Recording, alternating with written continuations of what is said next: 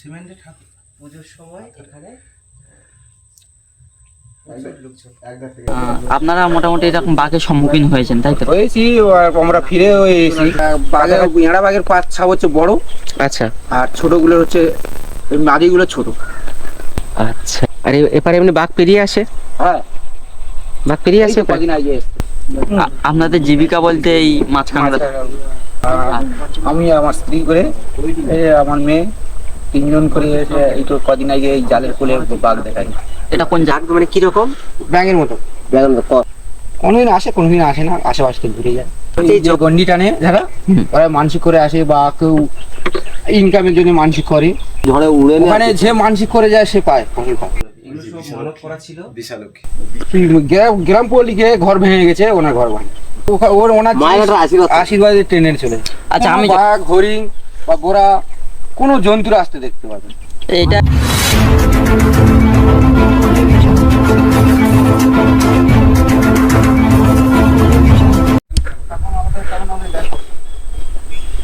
যে পুজো যে হয়, পুজো শেষে 4টের পর কেউ থাকে না, চলে আসে? হ্যাঁ, 4টে পরে তখন কি মানে বাঘ কি আসতে পারে ওখানে? না, ওই দিনকা কোনো বাঘ হরিণ বা বোরা কোনো জন্তুর আসতে দেখতে পাবেন।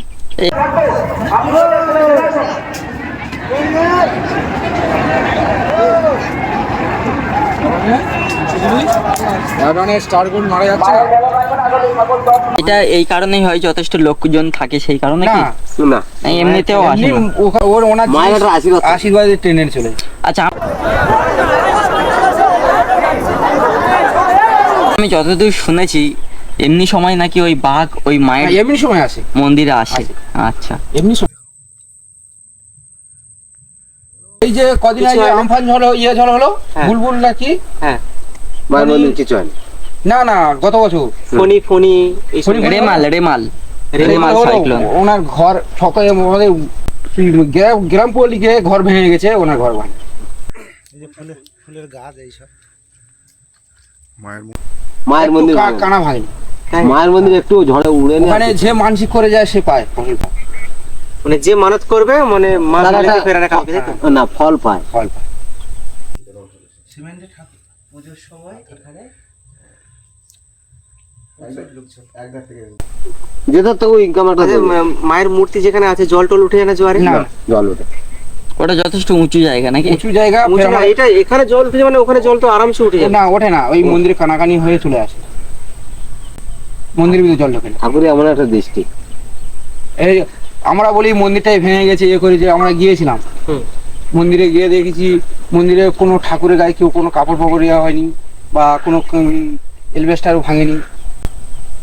আচ্ছা, ওই যে পুজোর দিন যে মুরগিগুলো ছাড়া থাকে আর কি, যে আমরা মানে পুজোর দিন প্রায় সময় গেছি আর কি, থাকে যায় ওখানে যে বিভিন্ন ধরনের মানে যে দেশি মুরগি আমরা সাধারণত বাড়িতে পুষি, ওইসব মুরগি ওখানে ছাড়া থাকে। এটা কেন করে? ওরা মানসিক করে, মানসিকের জন্য। ওই যে গন্ডি টানে যারা, ওরা মানসিক করে আসে বা কেউ ইনকামের জন্য মানসিক করে, তারা মানসিকের ওইটা দিয়ে। আচ্ছা, ওই যে মুরগিগুলো থাকে পরবর্তীতে ওই ভাগে ভাগে চলে যায়, কেউ বাবা কোটা খেয়ে নেয়। আচ্ছা, এই ব্যাপার। জঙ্গলে আছে এখন। এমনি আপনারা পুজো দিতে যান? এমনি নরমালি পুজো দিতে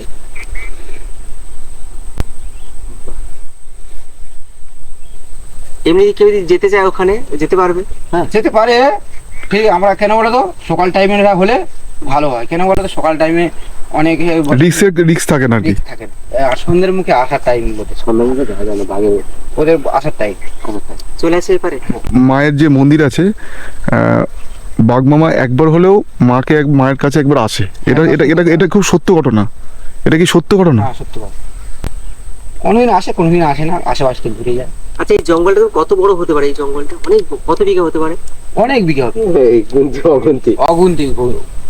দ্বীপটা তো একটু মোটা না, চারদিকটা নদীতে ঘিরে। এটা 120 নম্বর, তো 120 নম্বর বইটা ভাঙে বলে কি আর বলবো। হ্যাঁ, বইটা ভাঙে। এই যে গন্ডটা, এই যে মুখটা আছে, এটা 5টা মুখ, 4টে মুখ। 4টে মুখ? হ্যাঁ, 4টে মুখ। এটা খুব সুন্দর। এই তো আমাদের বড় মা বোন নদী, এই যে মা বোন নদী, এগুলো সব মানত করা ছিল বিশালক্ষী। 4টে মুখের জল ওই এক জায়গায় মন্দিরের সামনেই ভাঙে।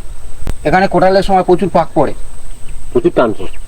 তাই তুমি এখানে বসে থাকবে, শুনতে পাবে কল কল কল কল। এত আওয়াজ? হ্যাঁ, এটা মা আচ্ছা, আপনারা তো নৌকোতে যান বলুন, হুম। মানে কোনো স্বপ্ন দেখায় নৌকো বা মা নিজে স্বপ্ন দেখায় না? স্বপ্ন দেখা আমাদের দেখায়নি, অন্যান্য আছে, অন্যান্য ব্যক্তিগত ব্যক্তিগত উদ্দেশ্যে। কোনো যারা মধ্যমে গেলে তখন স্বপ্ন দেখে। এই তো ইলিশের সময় মানে যারা ট্রলার পাড়ি তারাও এইখানে এসে মানসিক করে। ঈদের সময় ইলিশ ইলিশ ও ইলিশ ইলিশ, আচ্ছা আচ্ছা আচ্ছা। ইলিশ মাছের সময় এখানে অনেকে মানসিক করে যায়, মায়ের পূজাটাই দেয়। তোমাদের এই তো অসিত দাস দাইদিকে, আচ্ছা, ওনারা এসে পূজা দিয়ে যায়। এমনি আপনাদের কোনো স্বপ্ন কিছু দেখায় না যে স্বপ্ন নেই। যে বিপদ আছে বা কিছু আছে এসব কিছু? না। আচ্ছা, আপনারা যে নৌকোতে যান, নৌকোতে খারাপ কিছু হওয়ার আগে নৌকোতে কিছু আওয়াজ করে। আওয়াজ করে, নৌকা নৌকো ডাকে। ডাকে, কাঠ বলে নৌকা না, এর মাথায় হচ্ছে মানে বেঁচে নেই, চন্ডী ডাকে। চন্ডী মাছ বেঁচে গেল, ডাকবে, মানে কিরকম? ব্যাঙের মতো। বেগুন করে ডাকে। তাই একদম ব্যাঙের অবিকল। মতো ডাকে। অশুভ করে কিছু আসলে হ্যাঁ। সংকেত দিবে। বলে দেবে ও যেখানে বিপদ আছে, নৌকো বলে দেবে বিপদ আছে, তোমরা সরে যাও।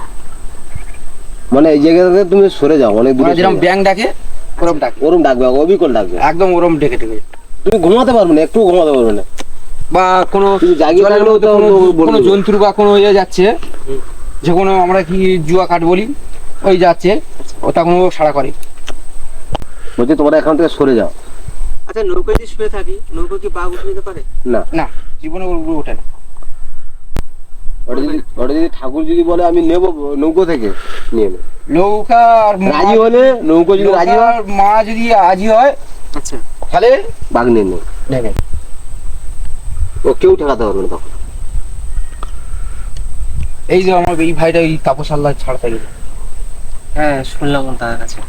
উনি ঘটনা ভালো নিজের চোখে দেখেছে বা নিজের চোখে এনেছে, উনি জানে। মোটামুটি আপনারা এইদিকে আর এখন আর টাইগারে যান না, তাই তো? না, আজ থেকে আমি 10 বছর মতন যাই।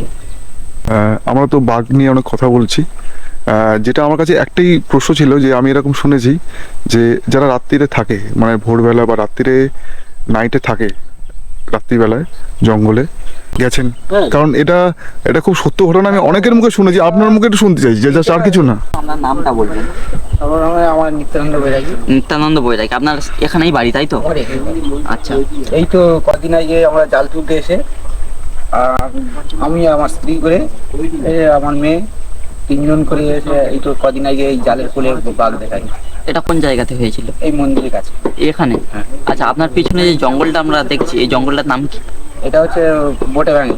বোটাভাইয়ের জঙ্গল। আর এই নদীটির নাম? এটা হচ্ছে আমাদের পাঁচমাথা মুখ বলা হয়। মানে স্থানীয় ভাষায় আর কি।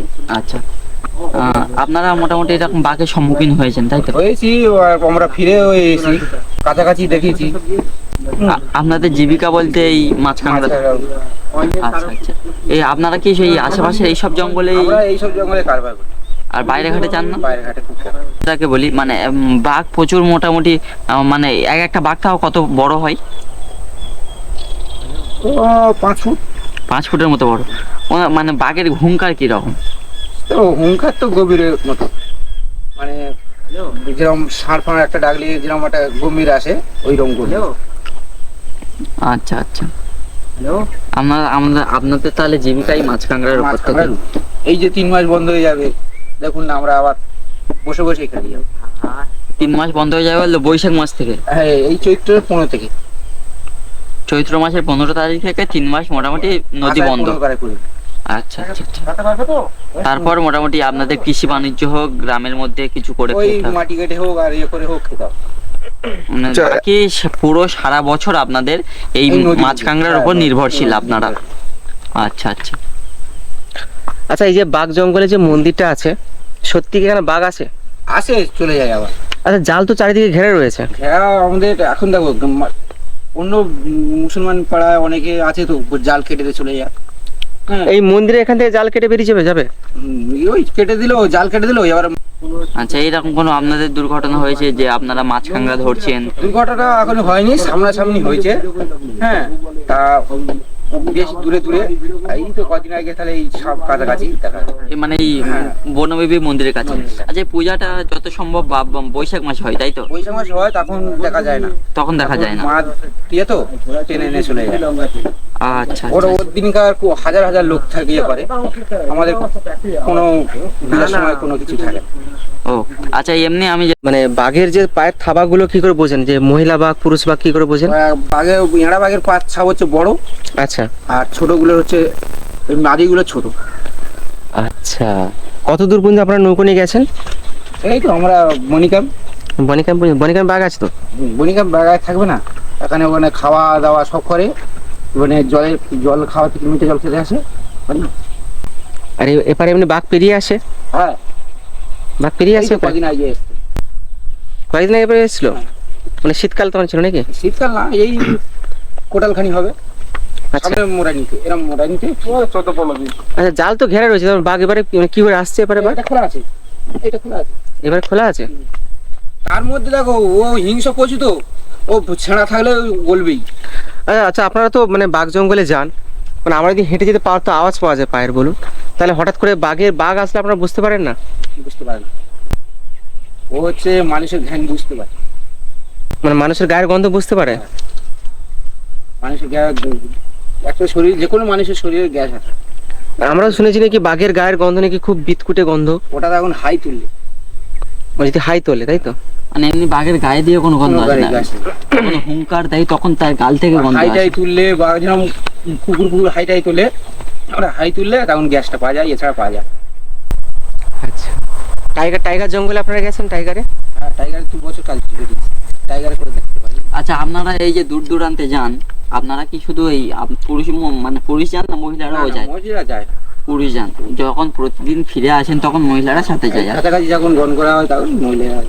এই যে আমি দেখছিলাম এক্ষুনি যে আপনার মেয়েকে নিয়ে এই নদীর মধ্যে যাচ্ছেন, ভয় লাগে না যে এরকম সন্তানকে নিয়ে যাচ্ছেন বা কিছু? যায়, সেটা দিনের বেলা। রাতে যান না তাই তো? আচ্ছা আচ্ছা আচ্ছা, বুঝলাম।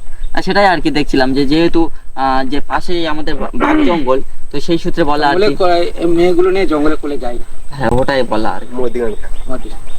আর এই জাল পাতি আচ্ছা, কোনোদিন দেখেননি যে বাঘ হচ্ছে হরিণকে মানে শিকার করার জন্য কোনদিন দেখেনি না? খেয়েছে দেখেছি, মানে টেনে নিয়ে খেয়েছে, দেখে দেখা হয়েছে বাঘ ধরেছে। মানে আপনি জঙ্গল জীবনে কত বছর আছেন?